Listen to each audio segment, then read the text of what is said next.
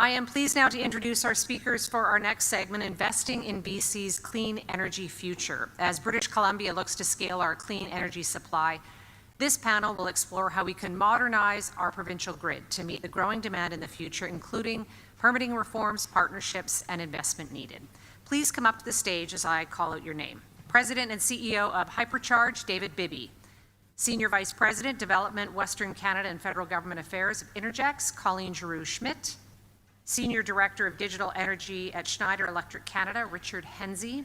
And moderating this panel is Senior Director of Infrastructure, Capital Projects and Sustainability Services Lead for KPMG in Canada, Andras Vlaszak. Welcome.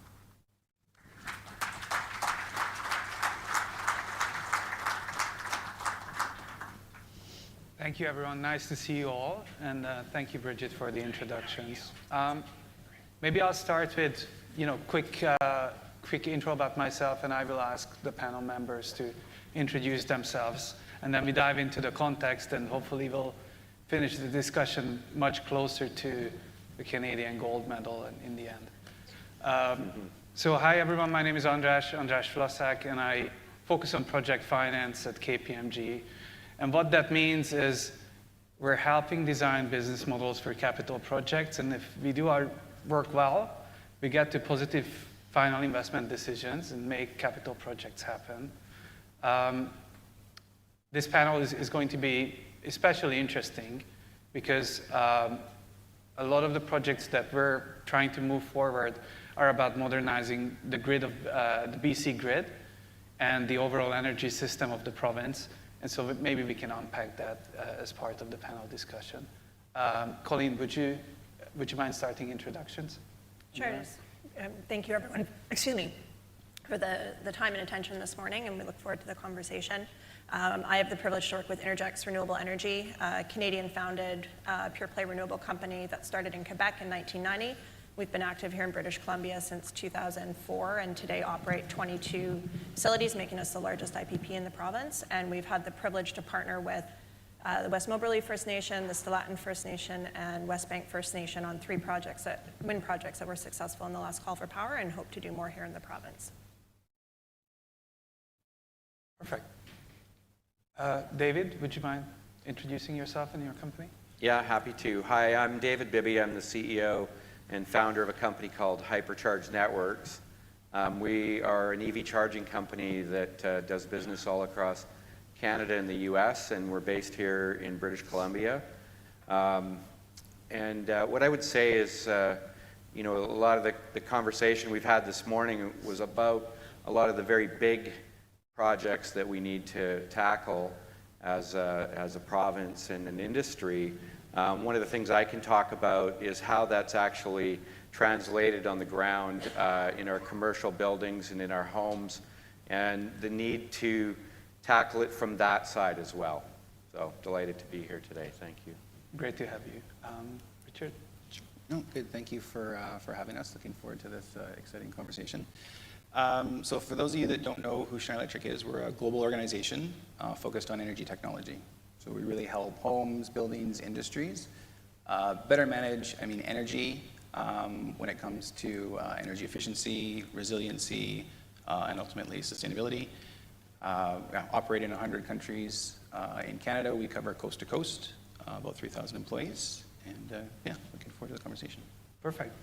So as you can see, we have representatives of various parts of the energy value chain, and we're solving different challenges in our daily work. But before kind of jumping into what it takes to modernize the BC grid and deliver on its potential, I wanted to think about context and really set the context and reflect on how it's been changing over the last couple of years in BC.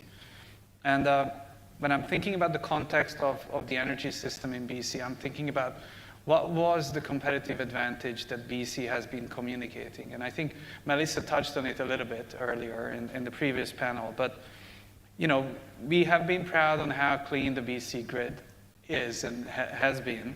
We have been proud and advertising how this clean electricity that is in the BC system is coming as a base load and enables further growth through additional renewables being added to the system. And the specific point that Melissa made was how cheap the rates are. Even today, even after rate increases in the last couple of years, it's a very competitively priced electricity supply, both for industry and residential users. And so this is where we started a couple of years ago. But what we have experienced over the last year, 2 years, is really increasing need for decarbonization for industry, the need to enable new high-load industrial facilities coming to the BC market, uncertainties around demand growth and whether we can align how quickly these facilities are coming online and how we can supply them.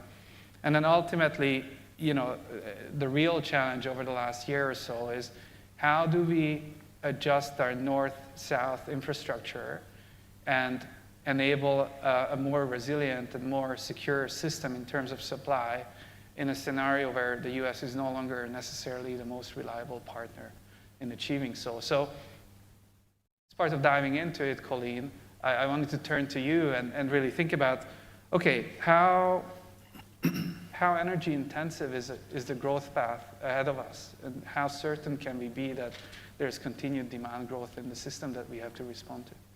Yeah, I think our perspective is there's very little risk of overbuilding in this moment when you look at the industrial demand that's coming, the mineral potential British Columbia has, and the opportunity to seize that through this next cycle, the traditional energy opportunities, and then start to layer in consumer choices that are happening with transportation and home heating. And we don't talk enough about what data and AI support is going to mean, let alone sovereignty, and starting to look at building out our defense capabilities and how critical energy sovereignty is as the backbone for that. And so, the previous panel referenced that previous era in British Columbia where we built big and that became the foundation for growth.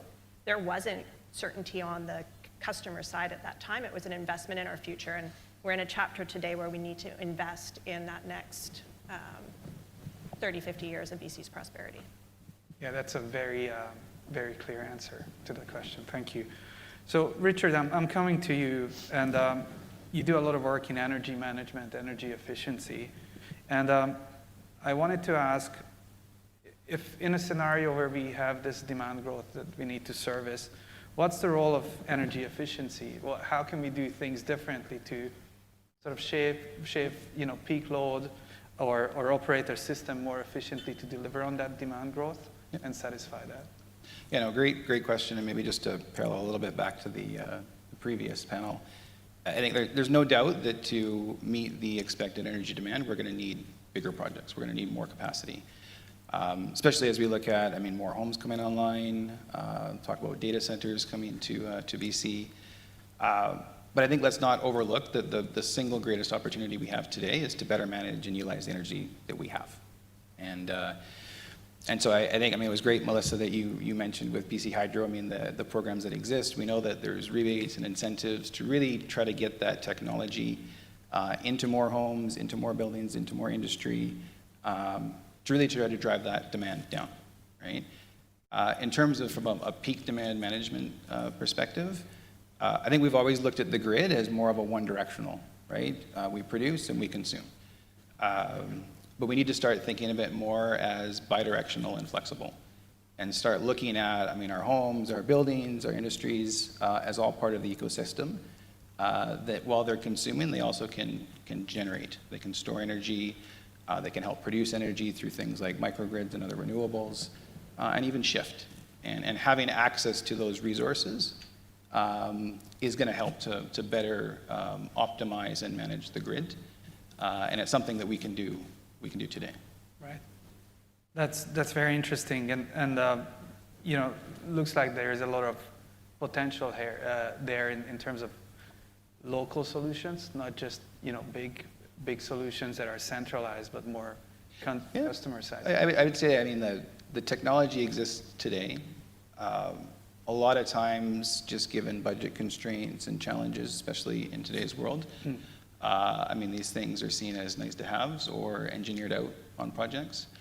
But I think it's important to make sure that we're, putting the technology in really future-proofing the grid, those buildings, to make sure that we can access those capacity resources. Fantastic. David, we talked a lot about industrial demand and big facilities, and your business is more focused on the commercial level and serving customers at specific sites. What are the needs and what are the opportunities in terms of serving this demand? How is it best done in order to ensure that we're satisfying the demand that's out there, and also we're driving the supply to the right locations? Yeah, it's a great question. I come at it from a couple of angles here, like picking up on what Richard was talking about too. I think we do need to build a resilient bidirectional grid, and it can't be unidirectional because you just can't continually add more capacity and spin it up instantly. It takes 10 years to do that typically, and a lot of money and a lot of stakeholders, as we've talked about this morning here.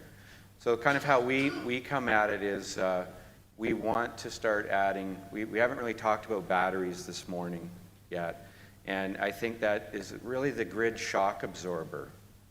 In many parts of the world, we're starting to see batteries becoming an integral part of the whole ecosystem, and I know BC Hydro has some plans to and incentives to help with that.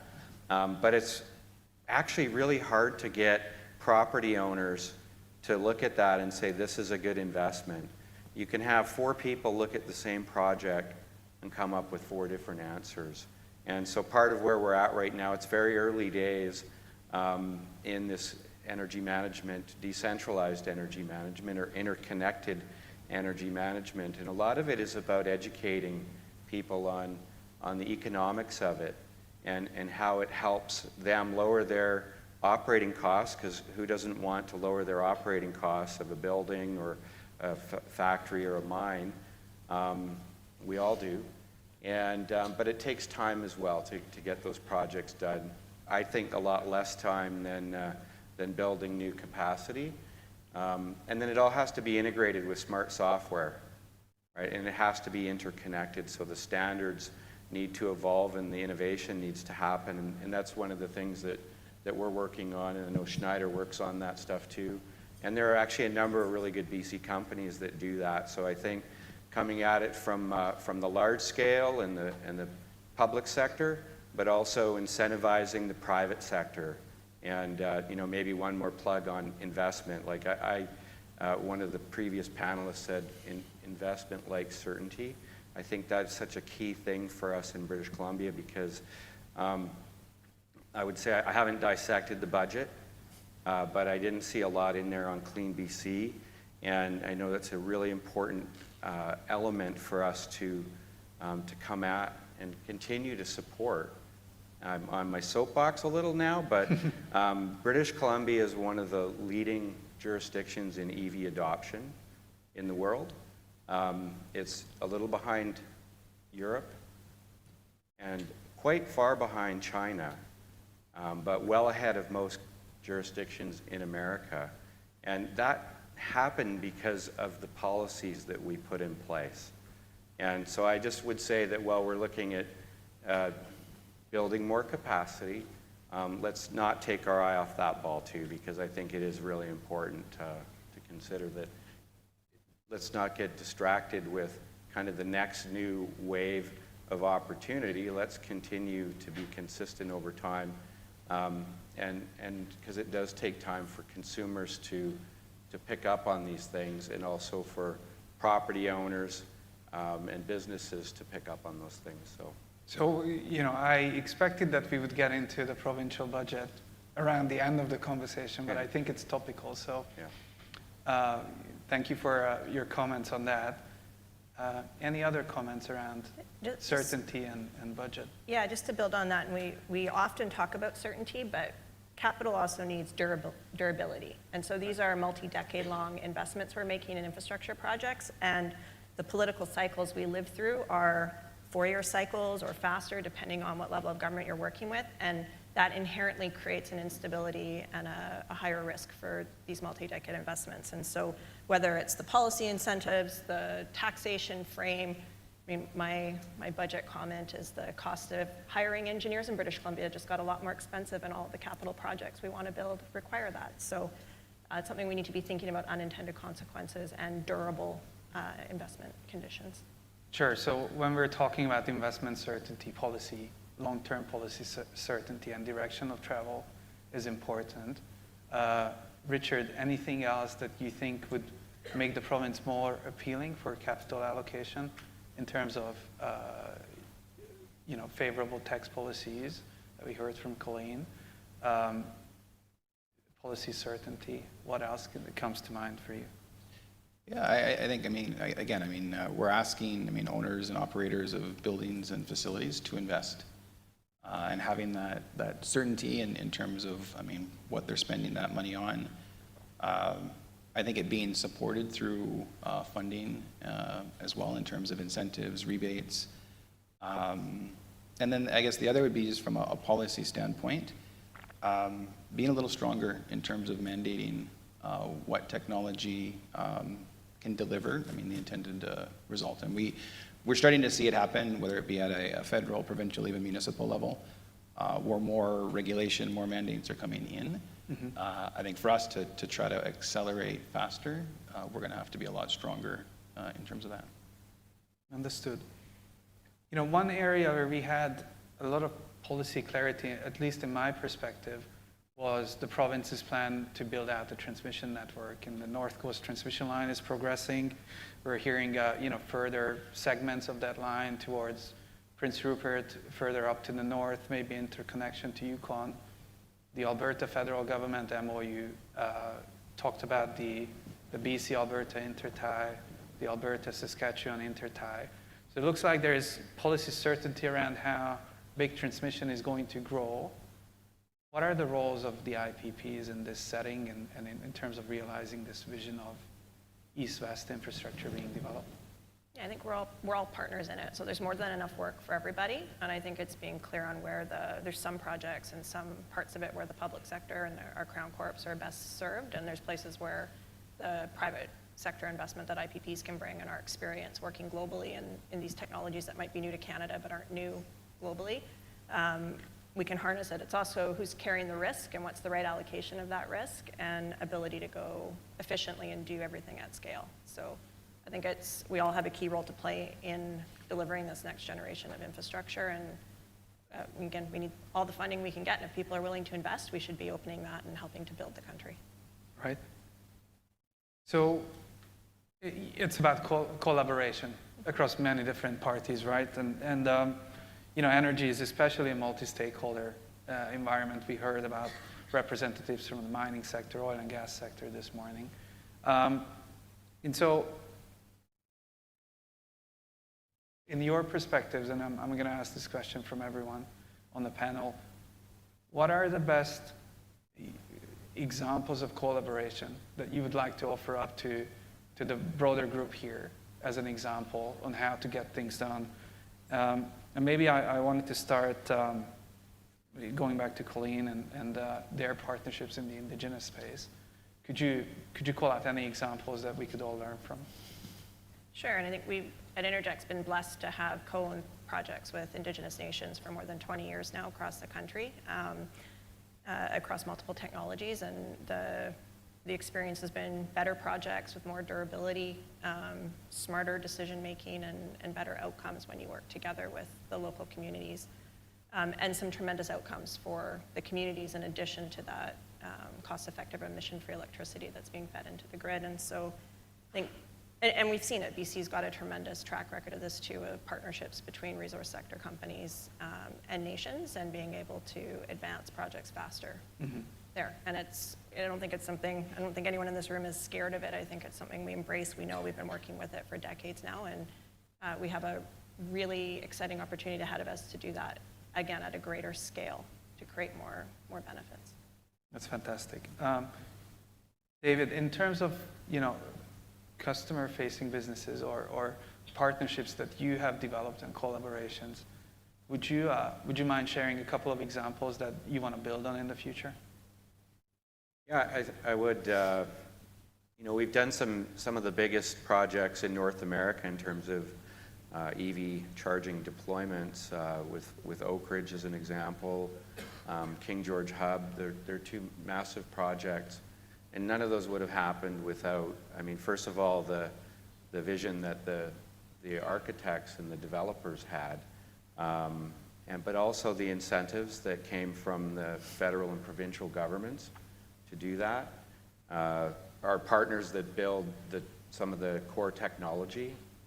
And then, of course, there's the industry, the electrical contracting businesses out there. So, there's a whole network of people involved in that and constituents involved in it. It isn't one group that just says, "Oh, I'm going to go do this." It actually is something that takes a whole community to do. Right. It's wonderful to see that you're going to have 500 charging stations at Oak Ridge, which is quite a scale when you think about multifamily housing and access to charging for people who are not cannot charge at work or other locations. Richard, when you think about your collaborations, a lot of the collaboration impacts the distribution network. Can you share a little bit on how you're going about maximizing efficiency for your projects and success? Yeah, so as a technology company, to really drive innovation forward, it's important we have opportunities to test and validate these new technologies. And as it was stated again on the previous panel, it's important to see the private sector and public sector really work hand in hand in collaborating. And so, one example that we've had the opportunity to work with actually with BC Hydro is around their virtual power plant initiative. And for those of you that are not familiar with that, that's really where, we're taking battery storage within homes, connecting to the grid and giving BC Hydro, the ability to really balance their load by leveraging those home batteries. And I think that's a great example of technology from, Schneider and Uplight, working hand in hand with, the public side, BC Hydro, to really bring that innovation in a pilot mode that, with it being successful, really could be a great opportunity for the promise in the future. Right.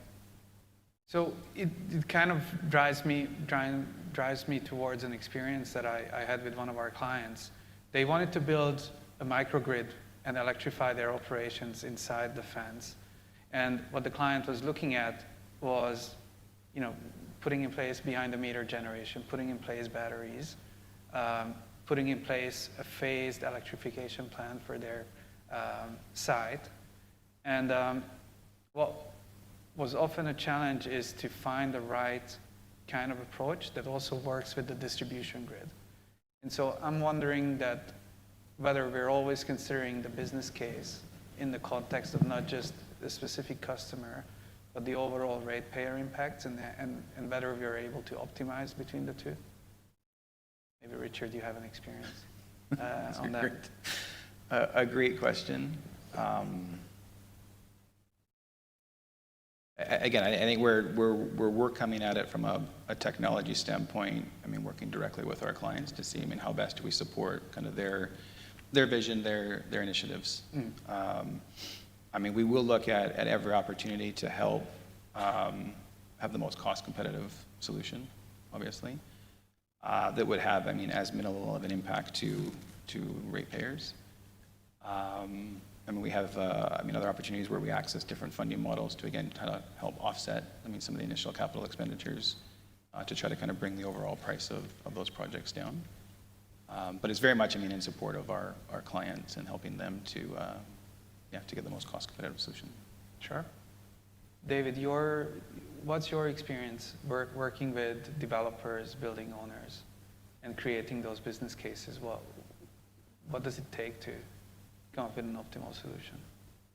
Well, it's evolving really quickly, and people's understanding of the art of the possible is every day is growing. So 5 years ago, we were educating a lot of developers on things. Today, they're coming to us with already, preformed ideas on what they want to see. Oak Ridge is a great example of that. They had clear ideas on what they wanted and what they didn't want. So I think as everybody gets a little bit smarter about it, then we collaborate better. I don't think you've seen anything yet, though. Let's, as we kind of zoom out, we're sitting here in 2026. By 2035, it's going to be completely different in terms of the innovation and the interconnectedness in our homes. The home, like the grid and the electrical infrastructure that we have in our homes and our buildings is like dial-up internet today compared to high-speed internet. And so 10 years from now, I believe right now that the electrical infrastructure in your home is sort of that next era, if you will, that next demarc point in the home where it will all be interconnected, it will be bidirectional, and we will be able to adjust rates appropriately. I'm not saying they're going down, but there will be a way for us to more dynamically manage our energy consumption. And in fact, we have to. So the technology is here today. We all don't have it in our homes, just like we didn't have computers and cell phones at some point, but this will all be just part of what we have in a decade from now. For sure. In terms of going back to the international environment, I think we may have a volatile path ahead, and that requires some scenario planning. And what I would be interested in is not specifically what the scenarios ahead of us are, but whether there are kind of investment needs or levers in our energy system that we can all execute on whatever the scenario ahead of us is, and whether what should be our focus in terms of those, I would say, lower risk initiatives that could really help with the grid. Colleen, do you want to go first with that? Yeah, I think, again, from our perspective, and we're active in multiple countries across the globe, and the decision-making is where can you execute on projects and de-risk them fastest and ultimately have things in operation generating return for the partners and our owner, who's the Caisse de Placement de Quebec. And so the more certainty, again, and durability of the opportunity that we have, sightlines that investing in projects and in the relationships that enable projects to go ahead has a pathway to realization, and that we can do it in a way that's cost effective and as de-risked as possible, allows BC to attract that investment at our investment committee, as opposed to the other countries. And the things we're seeing and experiencing in British Columbia in terms of we need more electricity faster, how we use it is evolving and changing. It's playing a different role in our lives than it did historically. And the other economic opportunity that's there in abundance, if we have the power for it, that's happening everywhere in the world. And so we're competing for this investment with other provinces in Canada and other countries around the world. Understood.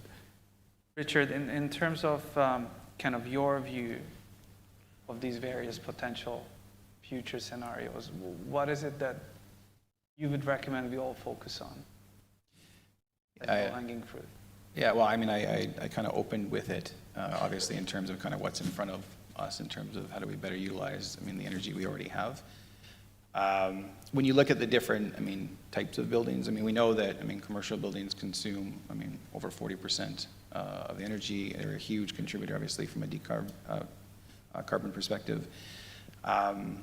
We know also that, we're seeing a big focus around industrial, obviously. There's large energy loads there. But kind of through our kind of investigation of the market and where we've been focusing, actually the residential does play kind of the single biggest opportunity in terms of a balanced load.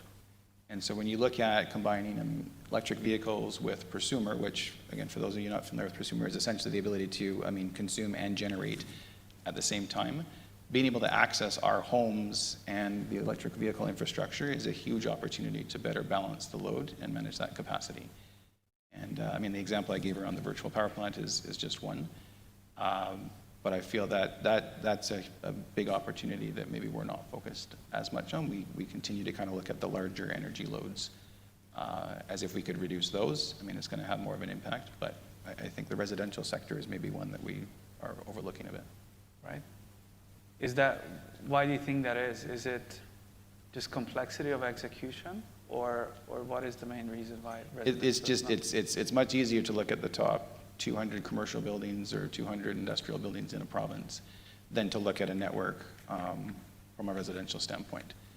And so I think it just requires a lot more coordination. I mean, programs that are going to help, get the technology into our homes. So it's just, I think it's a lot more complex ecosystem to coordinate, but the return is definitely there. And if I can just add one more thing on there too, I think it's also energy literacy and the amount of education needed for everybody to understand and enable the choices, because we've had an abundance of low-cost energy in our lives up until now, and so that's meant we're complacent about it and take it for granted. For sure. David, when it comes to your customers and partners, how does this work? How does the education process work? How do you select where you focus your energies or internal resources in order to move projects ahead? Starts with the top 40 buildings, right? I mean, it usually is driven by cost to start with, right? Like the highest users are the ones that have the biggest pain point to begin with. So that's usually where the economics work, like I was talking about, 4 different people looking at the same thing and scratching their heads. It actually is, if there's an economic benefit to the property owner and they can see it and they get a good ROI on it, this stuff, basically then that's how we begin, and those pilot projects show the rest that and the technology comes down, the costs come down.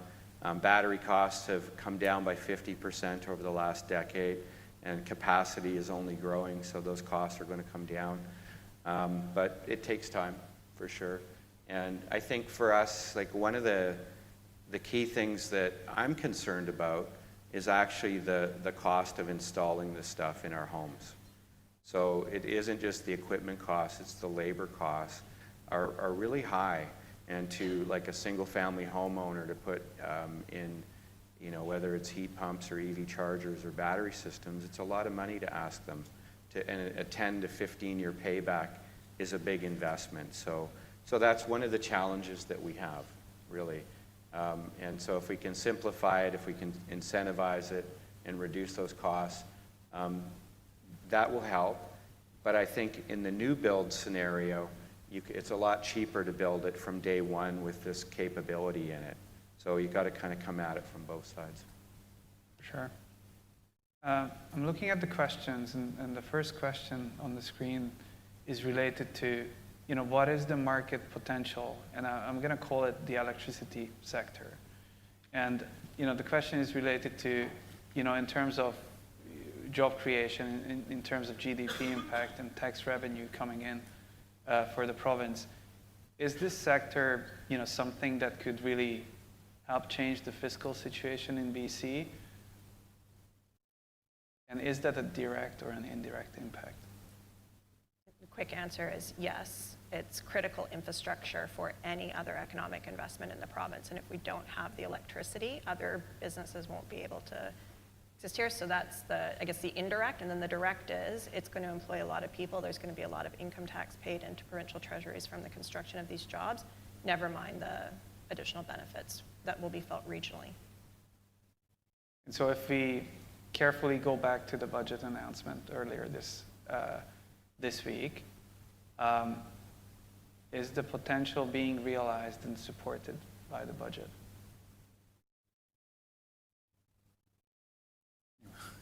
Well, I haven't dissected it, as I said, but I don't think so. I don't think so. I think this budget is a very short view on things, and what we're talking about here is a 20-year view. So I would say I doubt it, but maybe tomorrow we'll learn more. The initial perspective, again, haven't gone through all the details yet, but I think there's some unintended consequences that are counter to what we're trying to achieve in the province through some of the things that were included in the budget. And you mentioned PST. On engineering, yeah. And I guess just from our side, I mean, we definitely feel, I mean, it's going to slow progress, especially in some of the critical segments that we work with, like healthcare, for example. We're seeing a number of the large projects have been put on hold, unclear of kind of what their future, and we all know kind of the current state of the healthcare system in this province. So, yeah, definitely going to slow.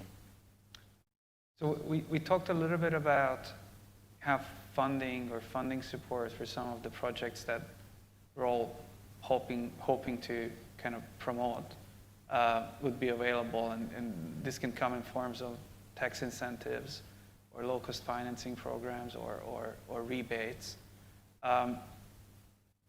Is the funding challenge for the electricity industry something that the provincial government needs to take care of, or is it something that the ratepayers should bear the cost of?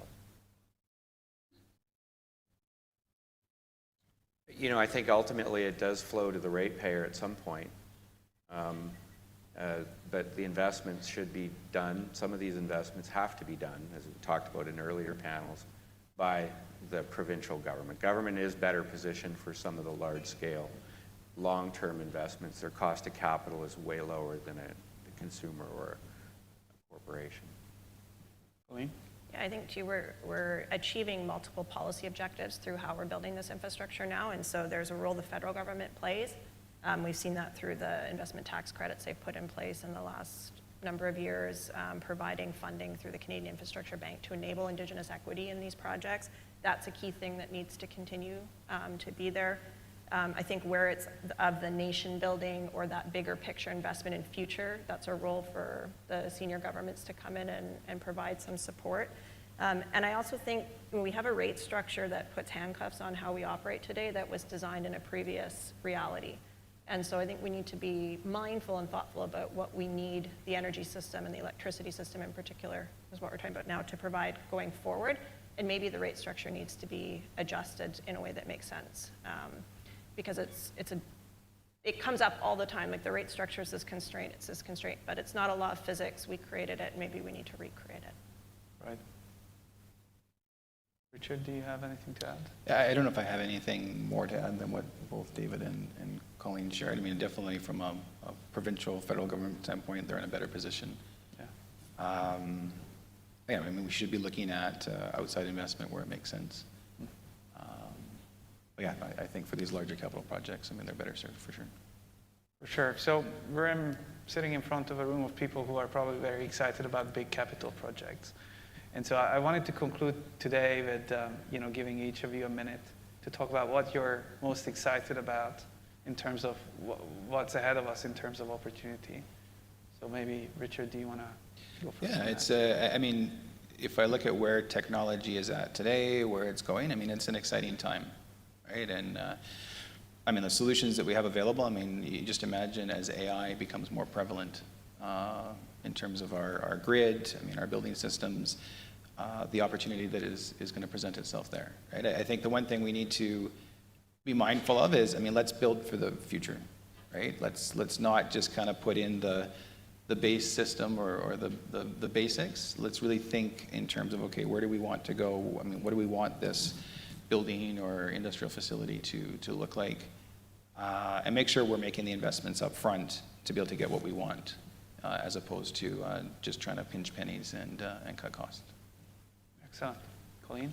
Yeah, I think what we're most excited about is we're in this moment now where we get to build this generational infrastructure that will set up the province and the country for success for decades to come. And so being able to sort of roll the sleeves up and get into the mix now and start to execute on the projects. The three I mentioned at the beginning that we're advancing now represent about $2 billion of investment into British Columbia, and we hope to be able to bring more. And you know, the person I sort of hold in my mind's eye as we're going through this is a member of the Stilatin First Nation who's an electrician. She worked on Site C. She's really excited to get to work on NITI and have work in her home community. And those are the opportunities we have to realize as we go forward. Fantastic. David, what are you excited about?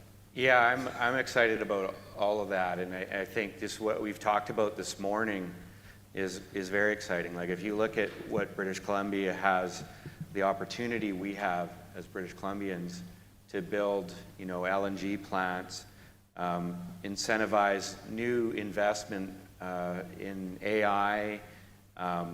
We're going to expand our population. We have a huge opportunity to create great companies here. I work with another group of entrepreneurs and startups in BC that employs thousands of people. And so when I think about what's next for us, it is about creating more companies, expanding the companies that we have here today. And it's beyond just the energy market. It's way beyond that. So the energy market is the foundation of our economy, I think. And but doing it right will allow us to do so much more. Yeah, I really like that. So maybe we conclude with the fact that, how the electricity market is creating the plumbing for everything that's going on in the province, and hopefully it creates new competitive advantages, not just the ones that we're thinking about from the past. So thank you very much for the panel. It's been a pleasure. And thank you for all our listeners today. Thank you. David, Colleen, Richard, and Andras.